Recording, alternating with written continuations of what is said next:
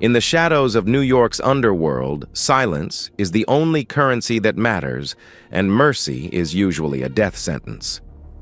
But on a rainy Tuesday at the Kensington, a waitress named Naomi Carter broke every unwritten rule of the city. She didn't know the trembling 10-year-old boy sitting alone in the corner was Ethan Cole, the sole heir to the most feared crime family on the East Coast.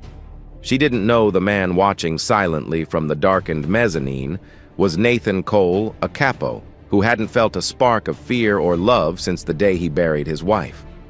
When a glass shattered and a drunk patron lunged at the boy, Naomi didn't hesitate. That single split-second decision would ignite a war burn down a city and force the devil himself to their knees. This is the true story of how a waitress saved a wolf cub and found herself claimed by the pack. The rain hammered against the floor-to-ceiling windows of the Kensington, a sound that usually comforted Naomi Carter. Tonight, however, it just sounded like static, matching the buzzing anxiety in her chest.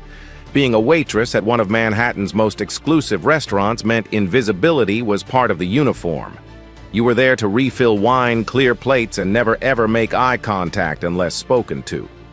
Naomi adjusted her apron, her deep brown skin catching the warm light of the chandeliers, her eyes scanning the floor. It was a Tuesday, usually a slow night, but the private dining sector was buzzing. Senator Phillips was in booth 4, and the CEO of a major tech firm was loudly discussing a merger in the center of the room, but Naomi's eyes kept drifting to table 7. Sitting there completely alone was a boy. He couldn't have been more than 10 years old. He was dressed in a miniature suit that cost more than Naomi's car, a charcoal 3-piece that looked stiff and uncomfortable. His dark hair was slicked back, and his legs dangled off the velvet chair, not quite touching the floor. He had a coloring book open, but he wasn't coloring. He was staring at the store, his small hands gripping a crayon so hard his knuckles were white. "Stop staring, Naomi!" hissed Greg, the floor manager, snapping his fingers in front of her face. "Table 7 pays more for privacy than you will earn in a lifetime. Refill his water. Do not speak to him." Naomi nodded, swallowing a retort. She grabbed the crystal pitcher and made her way over. As she poured the water, she noticed the boy flinch. "It's okay," she whispered, breaking the rule of silence. "Just water. Are you hungry, sweetie?" The boy looked up.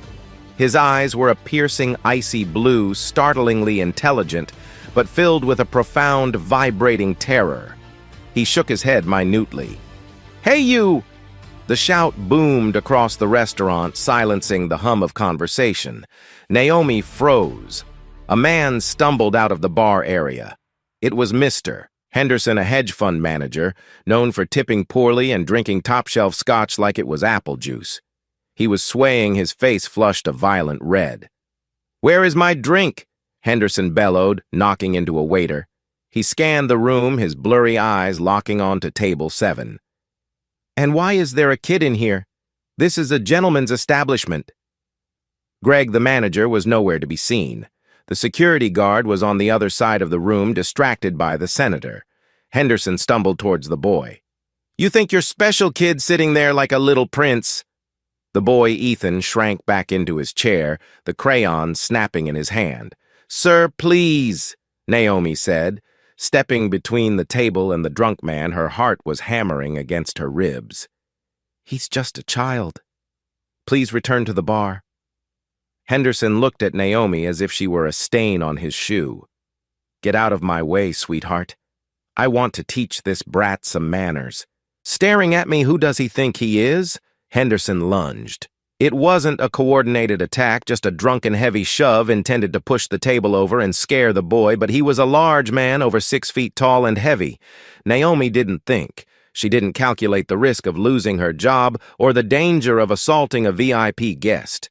She saw the heavy oak table tipping towards the terrified boy's legs. She threw herself forward. She caught the edge of the table with her hip, a blooming bruise forming instantly, and used her momentum to shove Henderson back. But Henderson flailed his hand, grabbing a heavy crystal wine decanter from a nearby tray. He swung it wildly. "No!" Naomi screamed. She twisted her body, shielding the boy with her own back. Crack. The decanter shattered against Naomi's shoulder blade. The pain was blinding, white-hot and immediate. Shards of glass rained down, slicing into her arms and the boy's cheek. The entire restaurant gasped. Silence fell absolute and terrifying. Naomi fell to her knees, gasping, her arm instinctively wrapping around the boy's head, pulling him into her chest. "Don't look!" she whispered through grit teeth, blood seeping through her white uniform. "Don't look, honey!" Henderson stood there panting, realizing what he had done. "She attacked me! You all saw it! The Guinea attacked me!" For 3 seconds, nobody moved. Then, from the shadows of the mezzanine balcony above, a slow clapping began. Clap, clap, clap. It was a dark, hollow sound. A man descended the spiral staircase. He moved with the predatory grace of a panther, silent and fluid. He wore a black suit that absorbed the light, and his face was a mask of cold, terrifying indifference. It was Nathan Cole, and he looked ready to burn the world down. The temperature in the room seemed to drop 10 degrees as Nathan Cole reached the bottom of the stairs. He didn't look at the senator. He didn't look at the hedge fund manager. His eyes, identical to the boy's, that same piercing ice blue, were locked on Naomi, a young black woman huddled on the floor, bleeding, shielding his son. 2 men in dark suits materialized behind Nathan. They were massive, their presence heavy with the promise of violence. "Papa!"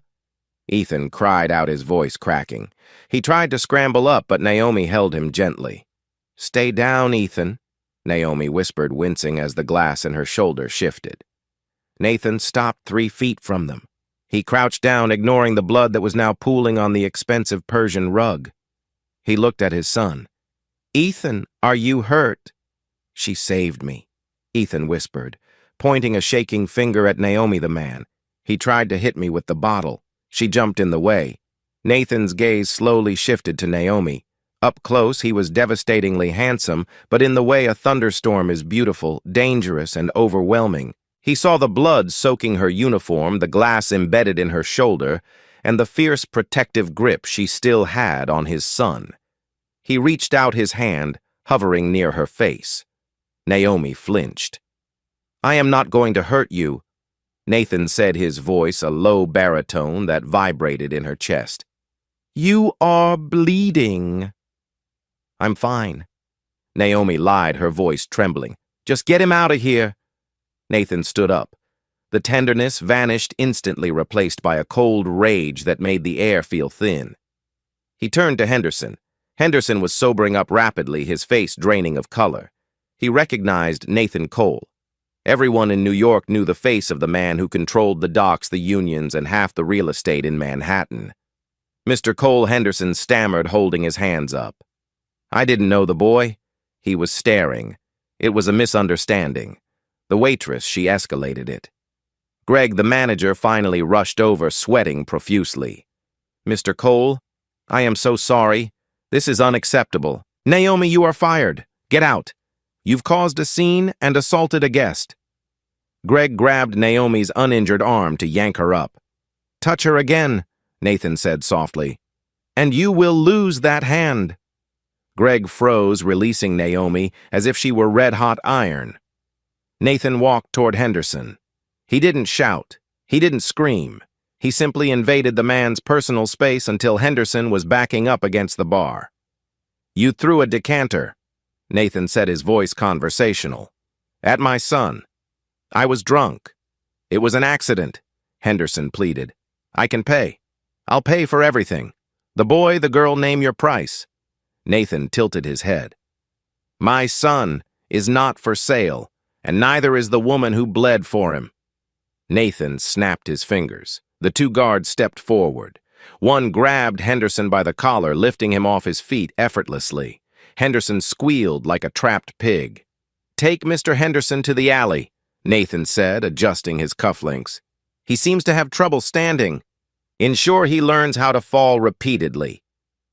As Henderson was dragged screaming from the restaurant, the room remained dead silent. Senator Phillips suddenly found his menu very interesting. The tech CEO looked at the floor. Nathan turned back to Greg. "You fired her. Sue, She caused a liability, Mr. Cole. Greg stuttered. Policy. Your policy is to let drunks attack children, Nathan asked. She is the only person in this room with a spine, and you fired her. Nathan pulled a phone from his pocket. He dialed a number, spoke 2 words. Buy it, and hung up. He looked at Greg. Get out. Excuse me. I just bought the building and the restaurant. Nathan said calmly. You are trespassing on my property. Leave before I have you thrown out with Mr. Henderson. Greg's jaw dropped. He looked around, realized the absolute seriousness in Nathan's eyes, and fled. Nathan turned back to Naomi. She had managed to stand up, swaying slightly. The adrenaline was fading and the pain was setting in. The room was spinning. Miss Nathan started. Carter, she whispered. Naomi, Naomi. He said her name like it was a prayer. I need to take you to a doctor. My private doctor. I can't, Naomi mumbled, clutching her shoulder. I don't have insurance. I just lost my job. I have rent. You don't have rent, Nathan said, stepping closer as her knees buckled. He caught her effortlessly, scooping her up into his arms. She felt small against his solid chest. She smelled expensive cologne, gun oil, and rain. Put me down, she murmured weakly. No, Nathan replied. He looked at Ethan, who was standing by his side, looking at Naomi with wide, worshing eyes. Grab her purse, Ethan. We are leaving. As Nathan carried her out of the restaurant, past the stunned patrons, and into the rainy New York night, Naomi looked up at him. Why? She asked. Nathan looked down, his eyes hard but his grip gentle. Because you protected what is mine, and the Valentis always pay their debts. Naomi's vision blurred. The last thing she heard before the darkness took her was Nathan barking orders at his driver, his voice sharp with a panic he hadn't shown inside. Get the car now. She's losing too much blood. Consciousness returned to Naomi Carter in slow, jagged waves. The first thing she noticed was the smell. It wasn't the bleach and despair scent of a city hospital. It was lavender crisp linen and the faint metallic tang of rain on pavement. She tried to sit up, but a sharp hot line of pain seared across her right shoulder, pinning her back down. A gasp escaped her lips. Careful, a voice said. It wasn't the deep rumbling baritone of Nathan Cole. It was lighter, clinical, yet kind. Naomi blinked, her eyes open. She was lying in a bed that felt like a cloud in a room that looked more like a 5-star hotel suite than a recovery ward. The walls were a soft cream adorned with abstract art that probably cost more than her college tuition. Floor toe-siling windows revealed a manicured garden bathed in moonlight. She wasn't in New York City anymore, or at least not the part she knew. A man in a white coat stood by the bedside adjusting an IV drip.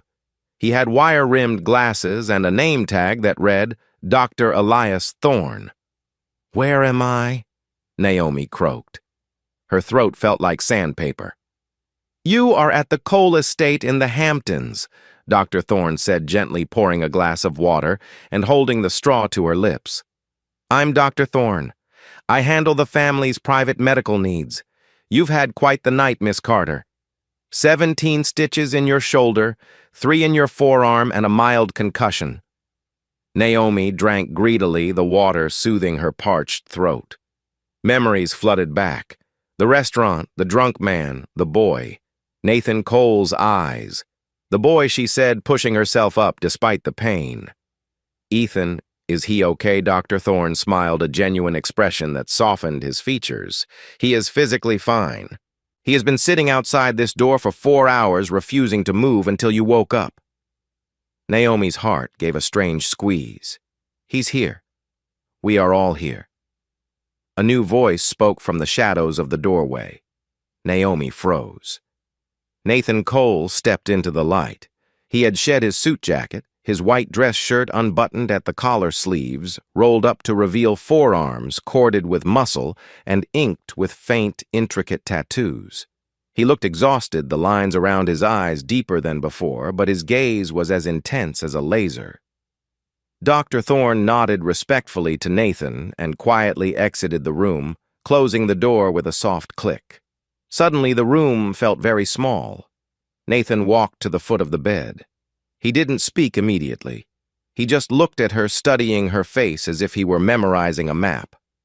"You shouldn't have done it," he said finally. His voice was devoid of gratitude, flat and hard. Naomi blinked, confused. "Excuse me?" "You shouldn't have jumped in front of him," Nathan repeated. He walked to the side of the bed, looming over her. "You are a civilian. You are small. You have no combat training. You could have been killed. If that decanter had hit your temple instead of your shoulder, we would be having this conversation in a morgue." Anger, hot and sudden, flared in Naomi's chest, overriding the pain. "You're welcome," she snapped. Nathan's eyes widened slightly. He wasn't used to being snapped at.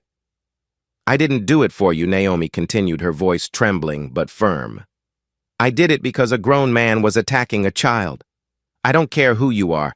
I don't care who he is. I wasn't going to watch a little boy get hurt." Nathan stared at her for a long, stretching silence. Then slowly, the tension in his shoulders dropped. He pulled a chair over and sat down, bringing himself to her eye level. "No one has protected him before," Nathan said quietly, the mask slipping just an inch. "Not outside the family, and usually not without a paycheck involved."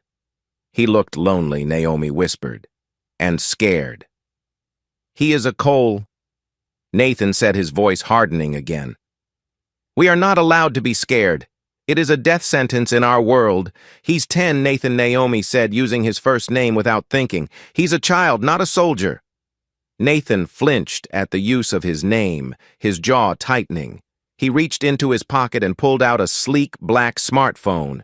He slid it across the bedside table toward her. "Your phone was destroyed in the fall. I bought you a new one. Your number is transferred. Your rent is paid for the next year. Your student loans." He glanced at a file in his hand for your nursing degree that you had to abandon, paid in full. Naomi stared at him, horror dawning on her. "You investigated me." "I investigate everyone who breathes near my son," Nathan said unapologetically. Naomi Carter, 24 years old. African-American orphan since age 12, foster system survivor, dropped out of nursing school to pay for your grandmother's hospice care until she passed last month. You have no living family, no boyfriend. You live in a studio apartment in Queens with a broken radiator. He stood up, regaining his distance.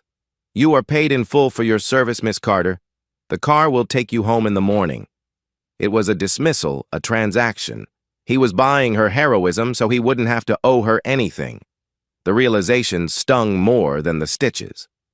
"I didn't do it for money," Naomi said, turning her head away. "I don't want your money." "Everyone wants money," Nathan said cynically.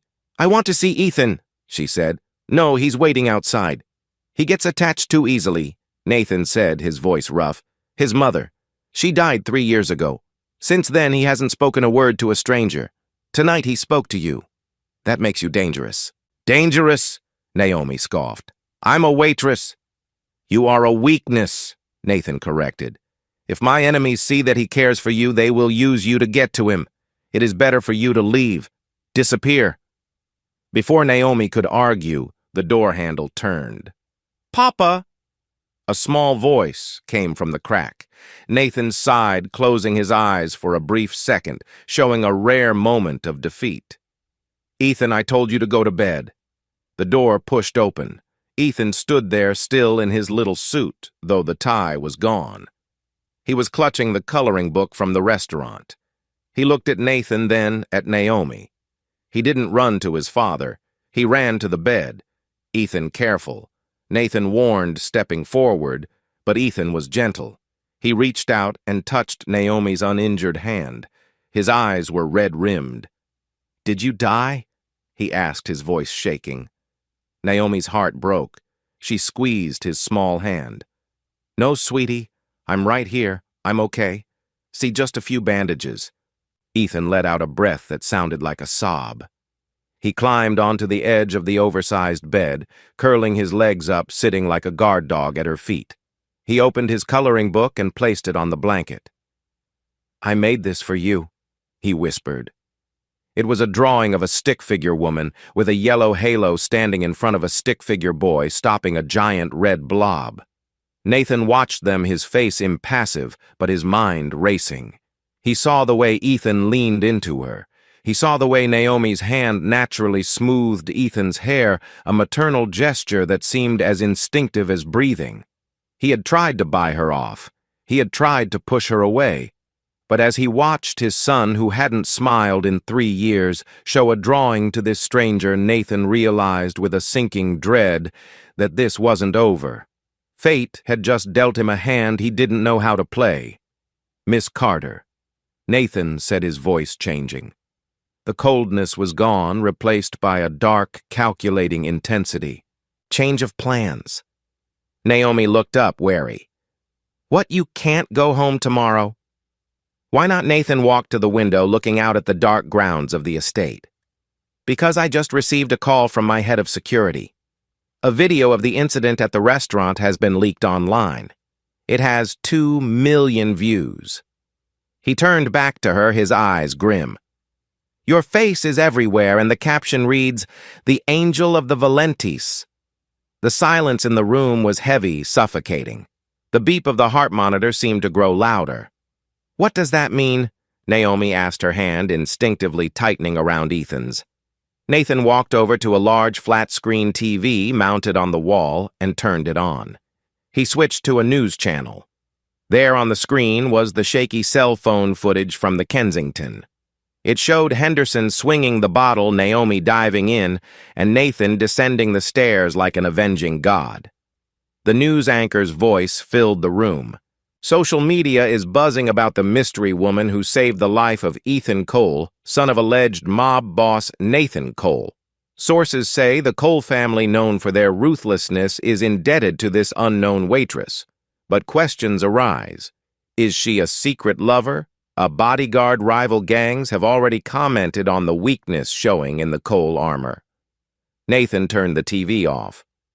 "You are now a public figure," Nathan stated.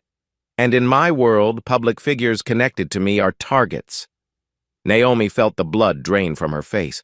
"I can just go back to Queens. I'll stay inside. No one knows where I live." Nathan laughed, a dry, humorless sound. "Henderson knows.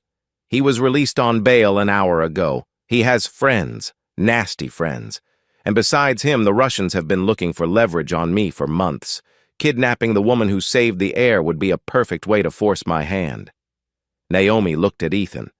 The boy was looking back and forth between them, understanding the tone, if not the words. He looked terrified again. "So, what are you saying?" Naomi asked, a voice barely a whisper. "I'm a prisoner." "No," Nathan said. He walked back to the bed. "I am offering you a job." "I have a job? Or I did?" "I'm offering you a position," wared at him. "Doing what?" "Ethan needs a governess." Nathan lied smoothly. He didn't care about a governess. He had tutors for that. He needed her close so he could control the variable she represented. Someone to watch him be with him. "He clearly trusts you, and I need someone I can trust to keep him safe while I handle the fallout of this mess." "You trust me?" Naomi asked skeptically.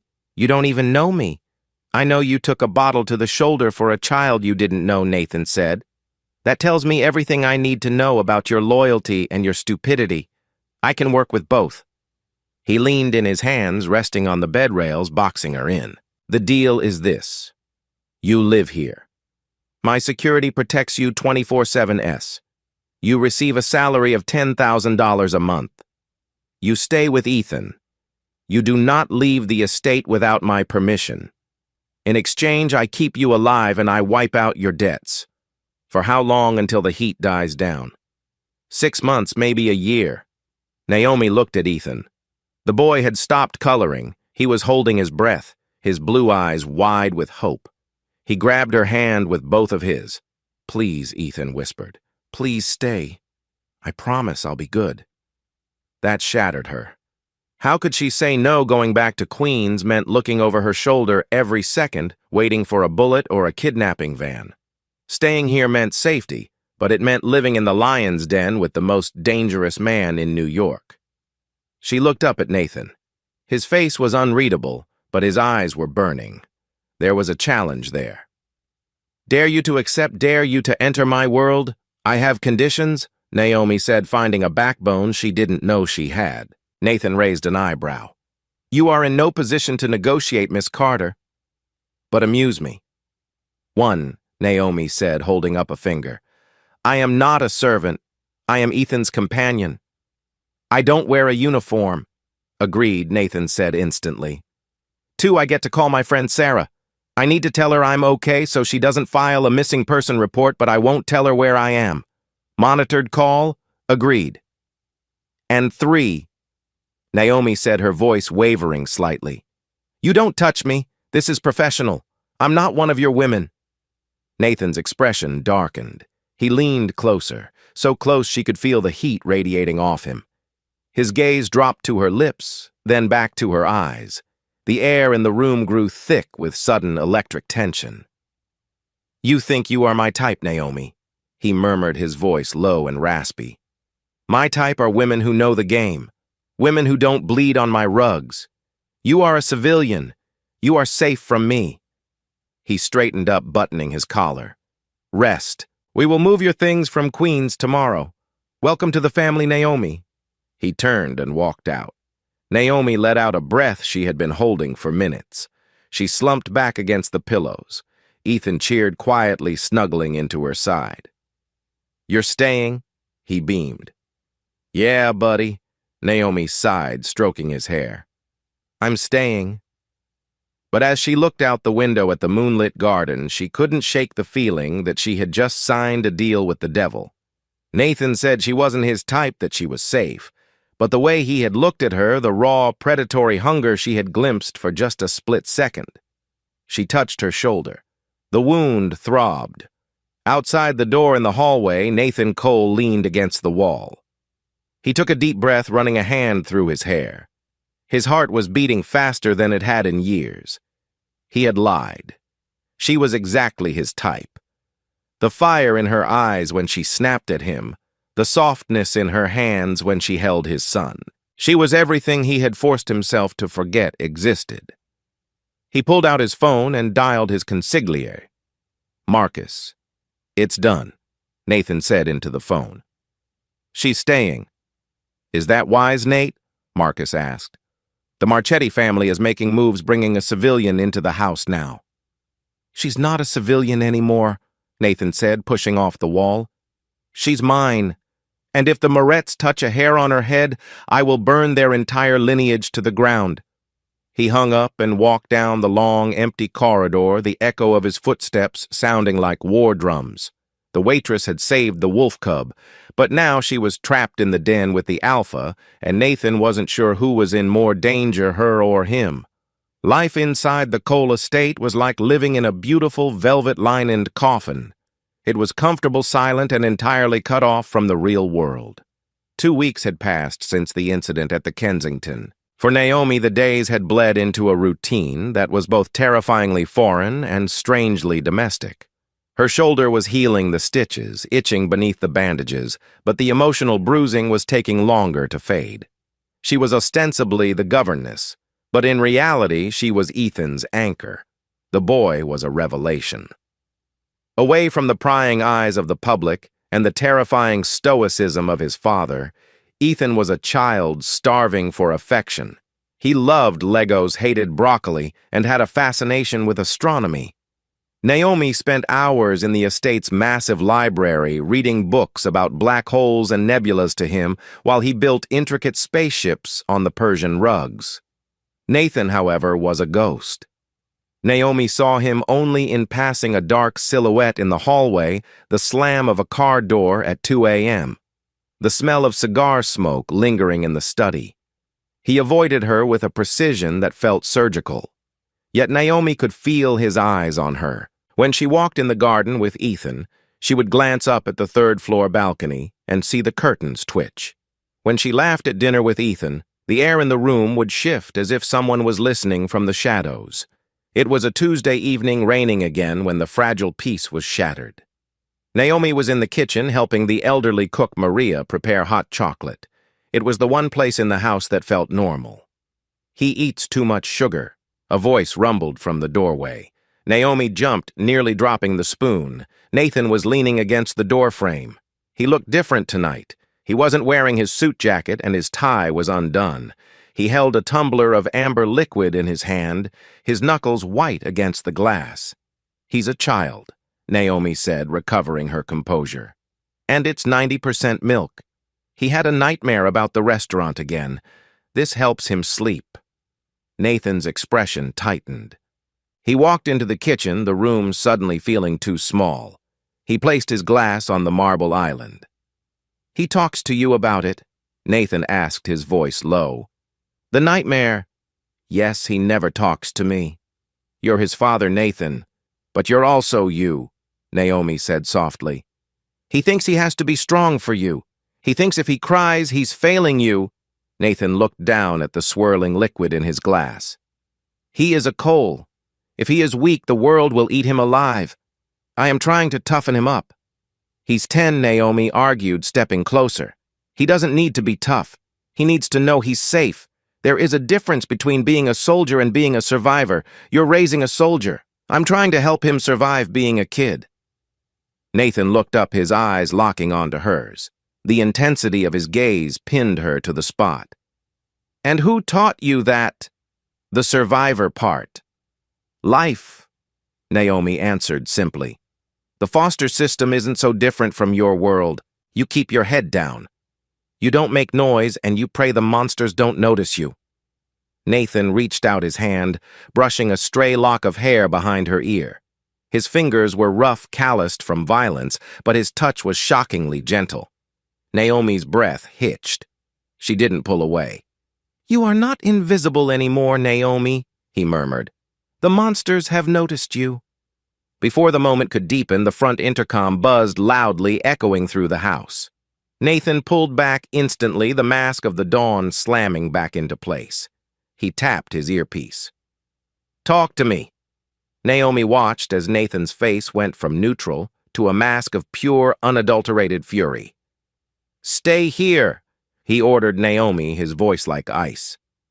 "Do not leave this kitchen." He turned and strode towards the main hall. Naomi, ignoring his order, followed him to the foyer, hiding behind a pillar. The head of security, a massive man named Russo, was holding a package. It was a simple brown box wrapped in twine. It had been left at the main gate. "Bomb squad cleared it, boss," Russo said, his face pale. "But you need to see what's inside." Nathan opened the box. Naomi leaned forward, straining to see. Inside the box lay a pristine white waitress apron, identical to the one Naomi wore at the Kensington, but the center of the apron was stained with a violent splash of red paint, mimicking blood. Lying on top of the apron was a single dead blue jay and a note. Nathan picked up the card. He read it, his hand trembling with rage. "A pretty bird for a pretty cage, but even birds die when the winter comes. Tell the angel we will see her soon. Signed V.M. Victor Marchetti." Nathan crushed the card in his fist. He turned to Russo. "Double the perimeter. Call the boys. Get the car ready. Where are we going, boss?" "We aren't going anywhere," Nathan snarled. "We are going to war, but first we have to go to a party." He turned and saw Naomi standing by the pillar. She was staring at the dead bird, her face white as a sheet. She knew what it meant. They knew she was here. They knew she was important. Nathan walked over to her. He didn't offer comfort. He didn't offer lies. "Go upstairs," he commanded. "Pack a bag. Formal wear." "Why?" Naomi whispered. "Because hiding you isn't working." Nathan said, his eyes burning with a dark, dangerous resolve. "Marchetti thinks you are a weakness. He thinks I am hiding you because I am ashamed or afraid. So tomorrow night at the mayor's gala, I am going to show him the truth." "What truth?" Nathan stepped close, grabbing her chin and forcing her to look at him. "That you are not a weakness," he hissed. "You are the queen on the chessboard, and I am going to use you to draw the king out so I can kill him." The Pierre Hotel ballroom was a sea of diamonds, black ties, and fake smiles. It was the annual charity gala for the NYPD, the irony of which was not lost on Naomi. The room was filled with politicians, judges, celebrities, and the men who secretly owned them all. Naomi stood at the top of the grand staircase, her hand trembling slightly on Nathan's arm. She looked unrecognizable. The simple waitress from Queens was gone. In her place stood a vision of dangerous elegance. Nathan had chosen the dress himself, a floor-length gown of deep blood-red silk that clung to her curves like a second skin, the crimson striking against her dark skin. It had a slit that went up to her thigh and a back that plunged dangerously low. Around her neck hung a diamond necklace that was cold against her skin. "Breathe," Nathan whispered in her ear. His hand was warm and firm on the small of her back. "If you look scared, they will smell blood. You own this room. You are with me." "I feel like bait," Naomi muttered, forcing a smile for the photographers flashing below. "You are bait," Nathan admitted. "But I am the trap." They descended the stairs. The room quieted. All eyes turned to Nathan Cole and the mystery woman on his arm, the Angel of the Coles. The rumors had been flying for weeks, but seeing her here wearing the Cole family diamonds confirmed everything. Nathan navigated the crowd with the ease of a shark swimming through a school of fish. He introduced Naomi to senators and judges, his hand never leaving her waist. He was marking his territory. "Mr. Cole." A greasy voice oozed from behind them. Nathan stiffened. He turned slowly. Standing there was a man who looked like a caricature of a mobster, but with eyes that were dead and soulless. He was shorter than Nathan, wider, with a smile that showed too many teeth. "Victor Marchetti, the man who sent the dead bird." "Victor!" Nathan nodded, his face a mask of polite indifference. "I didn't know they let rats into the pier." Victor laughed, a wet hacking sound. Always a joker, Nate. And this Victor's eyes ran over Naomi, lingering on her chest in a way that made her skin crawl. "This must be the famous Naomi the waitress who plays hero." "Miss Carter to you," Nathan said, stepping slightly in front of her. "Of course," S said. He stepped closer, invading Naomi's personal space. "You know, Miss Carter, New York is a dangerous city. Accidents happen, glass breaks, birds fall from the sky." Naomi felt a surge of fear, but then she remembered Ethan. She remembered the fear in the boy's eyes. This man was the reason Ethan couldn't sleep.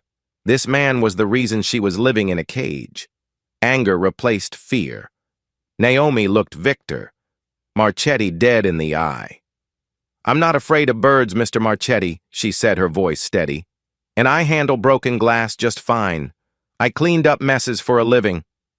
Nathan looked at her, surprise and pride flashing in his eyes. S's smile faltered. He hadn't expected the civilian to bite back. Feisty, he sneered. "I like that. Enjoy the party, Nate. While it lasts." Victor turned and disappeared into the crowd. "You did good," Nathan whispered, guiding her towards the dance floor. "Better than good. I hate him," Naomi said, her hands shaking now that the adrenaline was fading. "I know, dance with me." The orchestra began to play a slow, melancholic waltz. Nathan pulled her close. For a moment, the danger faded. There was just the heat of his hand, the smell of his cologne, and the way their bodies moved in perfect sync. Naomi looked up at him. "What happens now?" "Now," Nathan said, his eyes scanning the balcony, the exits, the waiters. "We wait for him to make a mistake." "He won't do anything here," Naomi said.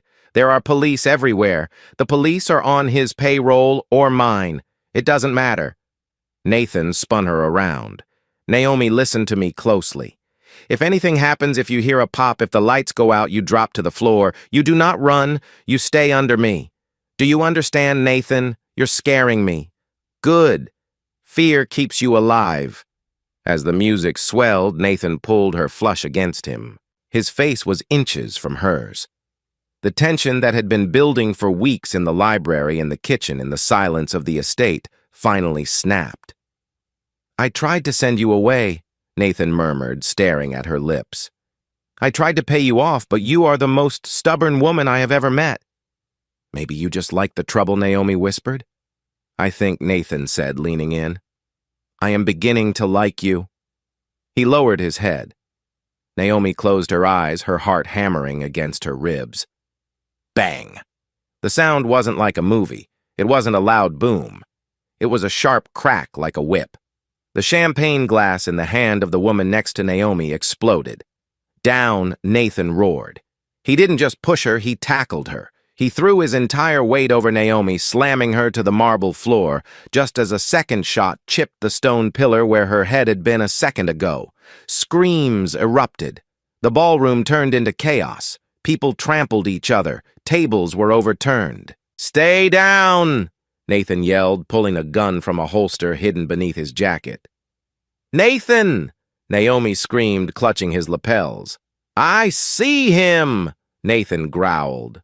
Up on the mezzanine balcony, a waiter had dropped his tray and was raising a suppressed pistol. It wasn't Marchetti. It was a hired hitman. Nathan didn't hesitate. He raised his gun, aiming through the panic through the running bodies. He fired once. The man on the balcony jerked back and fell over the railing, crashing onto the buffet table below. "Move!" Nathan grabbed Naomi's hand, hauling her up. "We have to go to the kitchen." They ran. Naomi's heels slipped on the spilled champagne and broken glass. Nathan half-carried her, his gun sweeping the room. They burst into the hotel kitchen. Cooks were cowering under stainless steel tables. "The back exit," Nathan commanded. "Go." They reached the loading dock. The cool night air hit Naomi's face. "We made it!" she gasped. "No!" Nathan said, stopping abruptly. He looked at the alleyway. It was blocked. A black SUV was parked horizontally across the exit. 4 men stood there holding submachine guns, and in the center smoking a cigar was Victor Marchetti. "I told you, Nate!" Marchetti called out, his voice echoing off the brick walls.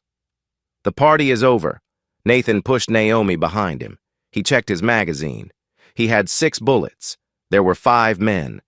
"Naomi," Nathan said, his voice strangely calm. "Yes," she wept. "Do you trust me?" "Yes. When I start shooting, you run back inside.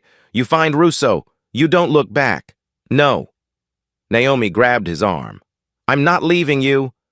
Nathan turned to her in the dim light of the alley, with death staring them in the face. He cupped her cheek. "You have to," he said, "because Ethan needs one of us, and it looks like it's going to be you." He kissed her. It was hard, desperate, and tasted of goodbye. Then Nathan Cole turned, raised his gun, and walked into the fire. The alleyway behind the pier was a canyon of shadows, illuminated only by the harsh yellow glare of a distant street lamp and the headlights of Marchetti's SUV. The air smelled of wet asphalt and impending death. Nathan walked forward. He didn't run. He didn't crouch. He walked with the terrifying calm of a man who had already accepted his fate. "Bold!" Marchetti laughed, signaling his men. "Cut him down!"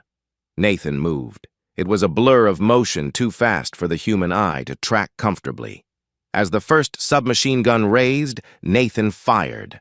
Bang, bang.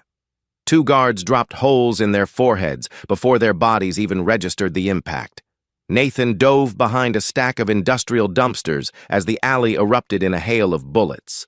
Sparks flew as rounds chewed up the metal shielding him. He was pinned. He had 4 bullets left. There were 3 men standing plus Marchetti. "You're getting old, Nate." Marchetti taunted, firing blindly at the dumpster. "You missed me." Inside the hotel doorway, Naomi stood frozen. Her entire body screamed at her to run. Find Russo, find safety, run to Ethan. That was the deal.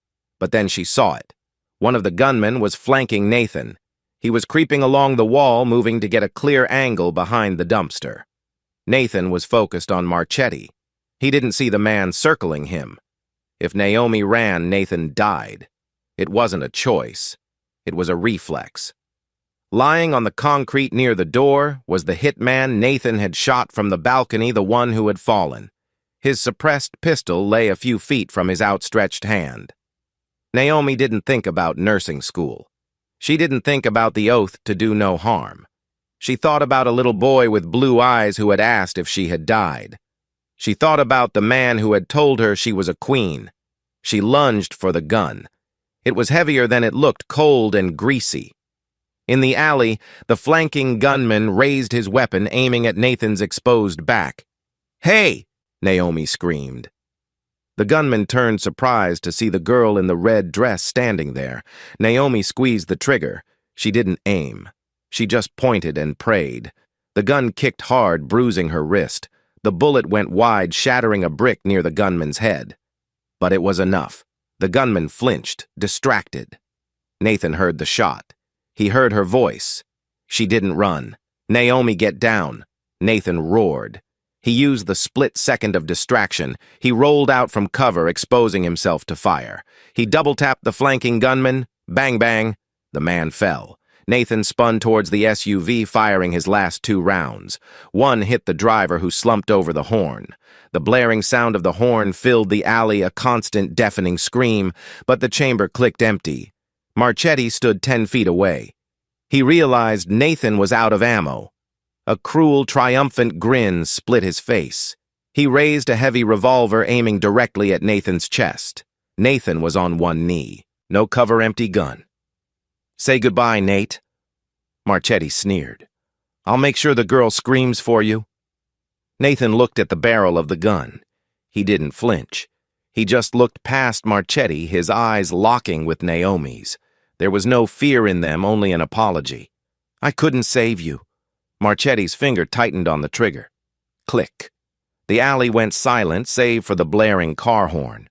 Marchetti frowned. Confused. He pulled the trigger again. Click. Misfire. Marchetti snarled, racking the slide.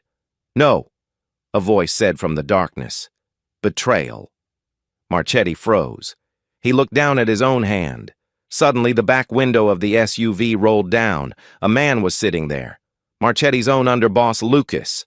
"Sorry, Vic," Lucas said, lighting a cigarette. But Cole made a better offer. Marchetti spun around, eyes wide with shock. "Lucas, you rat! I'm your brother-in-law. Business is business." Lucas shrugged. "And Cole offered me the territory. Plus, you shot at a kid, Vic. Even rats have standards." Nathan stood up slowly. He tossed his empty gun aside. He reached into his jacket pocket and pulled out a switchblade. Marchetti backed up, fumbling to reload his revolver.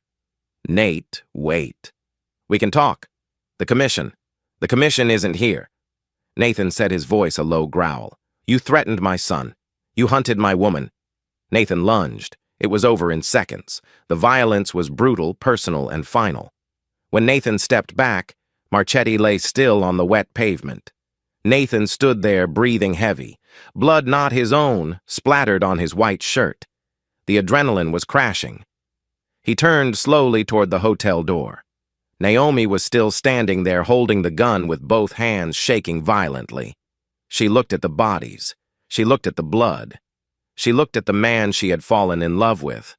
A monster, a killer, a savior. Nathan walked toward her.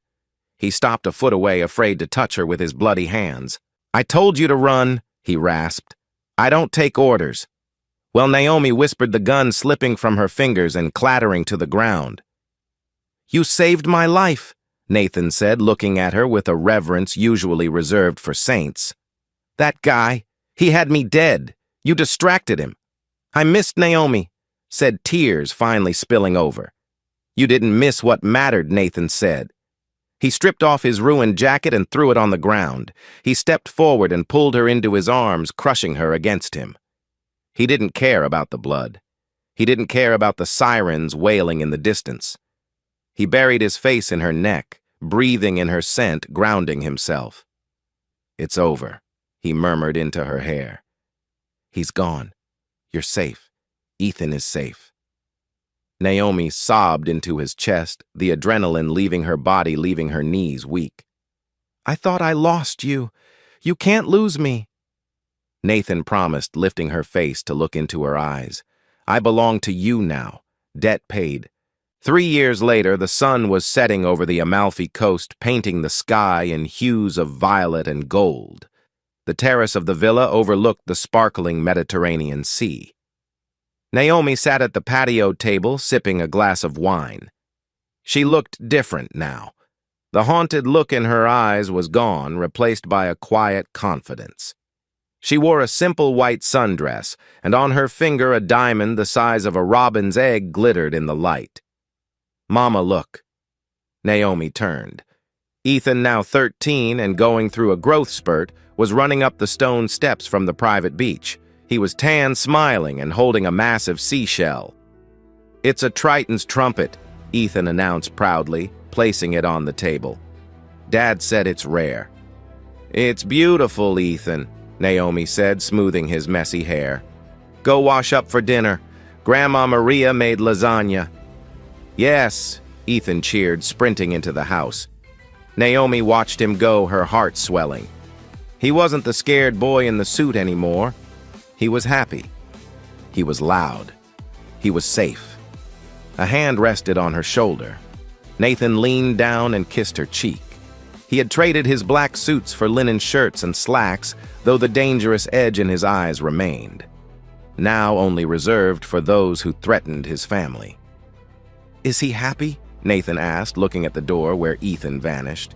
"He's perfect," Naomi smiled. "He asked if he can have a telescope for his birthday." "I'll buy him the observatory," Nathan said on seriously.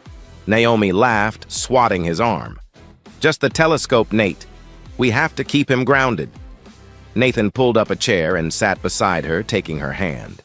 He ran his thumb over her wedding ring. "Do you regret it?" he asked suddenly. "Regret what that night, the restaurant, the glass, the gun, choosing this life?" Naomi looked out at the ocean. She thought about her old life, the struggling waitress, the loneliness, the invisible existence. Then she looked at the man who would burn the world down if she scraped her knee, and the boy inside who called her mama. She turned to Nathan, her eyes fierce and loving. "I'd take the glass again," she said softly. "I'd take the bullet. I'd do it all again." Nathan smiled. A real smile, one that reached his eyes. "Good," he said, pouring himself a glass of wine. "Because I have a meeting with the heads of the 5 families next week." Naomi rolled her eyes, picking up her wine glass. "Fine, but if you get blood on your suit, you're cleaning it yourself." Nathan laughed, the sound echoing over the cliffs. The waitress had saved the wolf. The wolf had crowned her queen, and together they ruled the night. This story reminds us that true strength isn't always about muscles or guns. Sometimes it's about the courage to stand up for the vulnerable when no one else will. Naomi Carter started as a waitress who was invisible to the world. But by protecting a child, she proved she had the heart of a lioness. Nathan Cole, a man made of stone, learned that love wasn't a weakness, but the ultimate weapon. Their journey proves that even in the darkest worlds, light can find a way in if you are brave enough to open the door.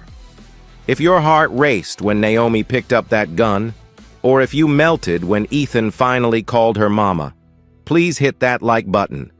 It helps us tell more stories like this. What would you have done in the alley? Would you have run, or would you have stayed to fight? Let me know in the comments below, and don't forget to subscribe and ring the notification bell so you never miss the next part of our Mafia romance saga. Thanks for watching.